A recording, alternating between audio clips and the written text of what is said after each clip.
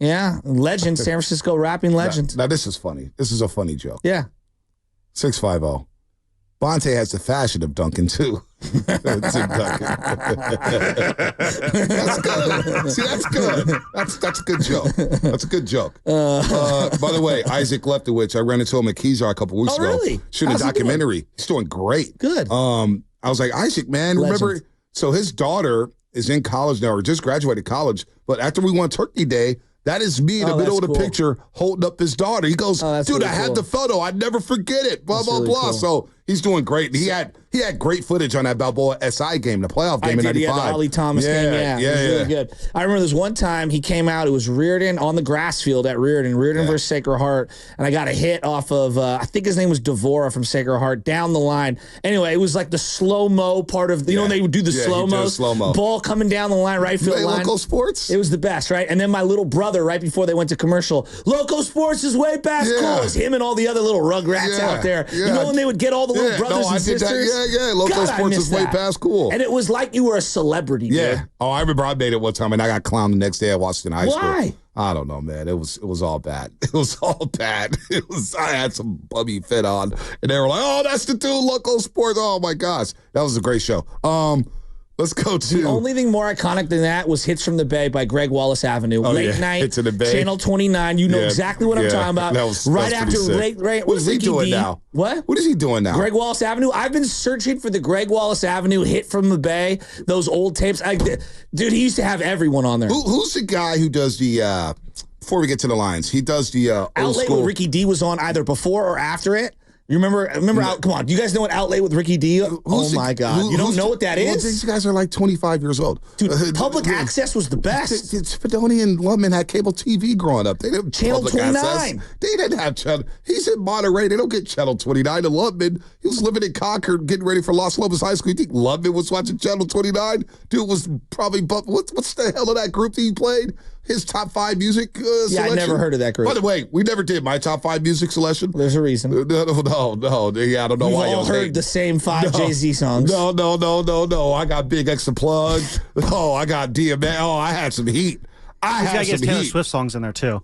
You know, some song on Blessman today? Here, I'll play it for you. But who's the guy? Dreads SF. They asked me to come on their podcast, by Drex. the way. Yeah. This is a song. Fog Mode. I was bumping snitching music this morning. What were you bumping? Sabrina Carpenter. I don't know. Listen to this. It's called Espresso. It's really good. I heard it in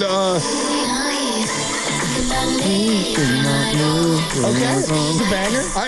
I was bumping that. I was like, wow. And Chess and I was dancing to it yesterday at the coffee shop. It was great. Chris in Dublin, let's go. What's up, Chris? Chris in Dublin, what's happening? Hey, thanks for taking my call, guys.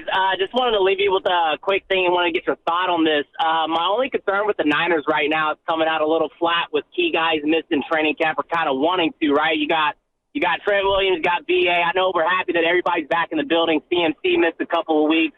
But I wanted to get your guys' thoughts on Niners coming out a little flat, maybe not getting hot till maybe even the second half of the Jets game or even like a couple of weeks down the road. What's your thoughts on that? Thanks.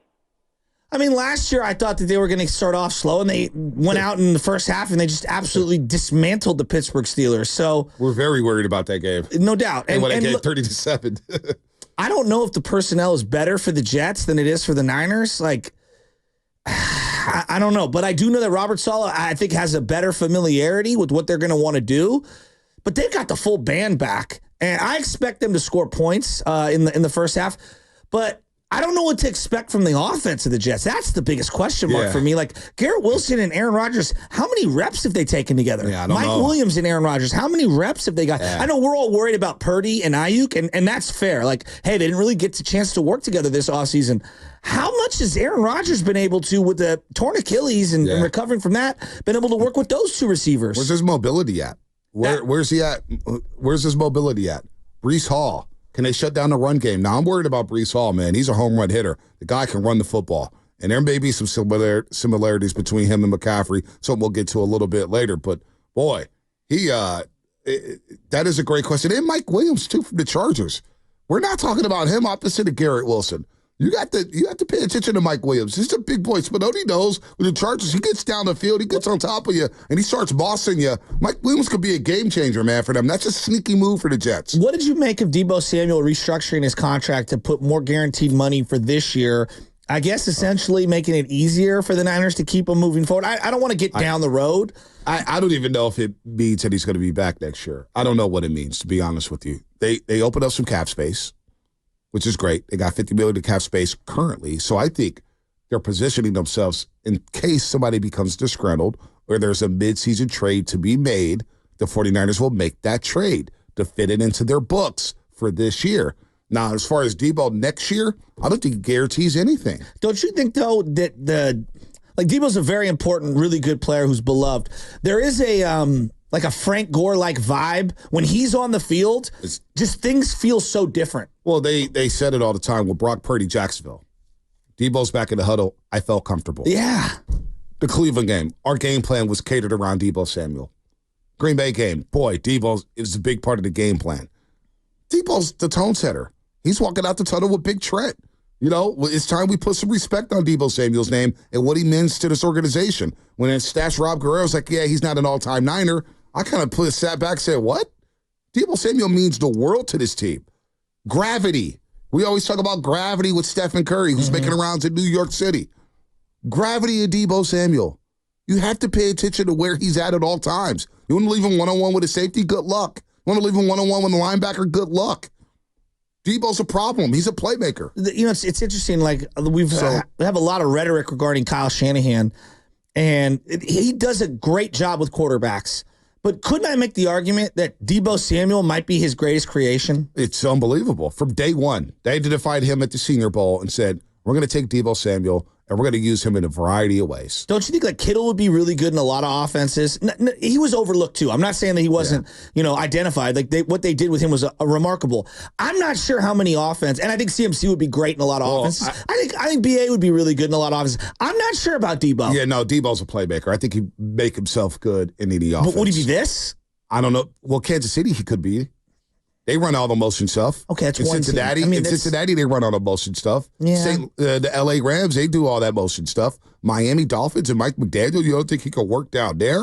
But I think a lot of offensive players in those five settings because those are all very high level coaches. I think teams will figure out when you got a baller like him, an all-pro like Deebo Samuel, you'll figure out a way to make him successful. He just knows how to play the game of football. He's been successful everywhere he's gone. I just don't think he would be I don't think he'd be even close if he was in Pittsburgh, if he was in, Well, offense coordinators matter, but like New York, if he's with Andy Reid. He's with Andy Reid. You don't think he'd do this? But Andy's great. You're like, right. So you need offensive minds. Spots. Need offensive minds. Deebo, Detroit.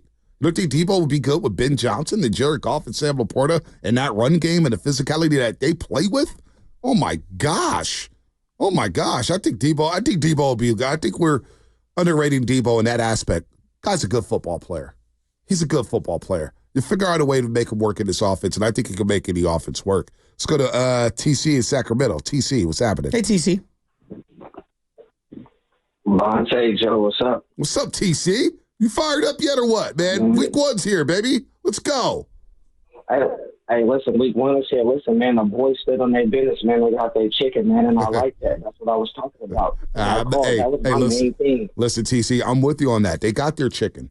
Now it's time to play ball. Now it's time to play ball, and let's go get it, y'all. Listen, this is it, Joe and Shasky. There ain't no 2 or 3 more years for it. Listen, this is it, dog. We all in. They pay people. This is it, man. We got to make it happen. Week one is here. Let's get it. Let's get it, TC. Short and sweet, TC. That's what I like, short and sweet. Verducci, El Dorado Hills. I love TC, man. He's one of one. Verducci, what's happening? What's going on, fellas? Happy Wednesday. And, man, I am so excited to see both of you in the 95.7 The Game family on Friday, man. I've been counting down the days, checking the days off my calendar to be able to see you all and be ready, baby. I'm ready to bring that energy and start it off right for us on Monday night. And let's go ahead and give our flowers, baby, to Lynch Parag and Jed York for bringing the band back together and also setting us up with a great cap space for next year so that we can maybe, prolong this at least another year or two. And, I am so confident with what we got going on. I want Levi Stadium to be lit on Monday. The only concern that I have is really in the trenches. The good thing is with the way our cap space is set up, we could get some help on offensive line or defensive line midway through, but I still love our team, man. I'm going to be lit, ready to go at our new on our new seats this season. My uncle had ended up selling his seats to us, and really excited for my business partner and I to be there on Monday night, and excited to see you both. And Faithful, let's go, baby. Wake the hell up, baby. It is go time. It's our season. No excuses. Let's go.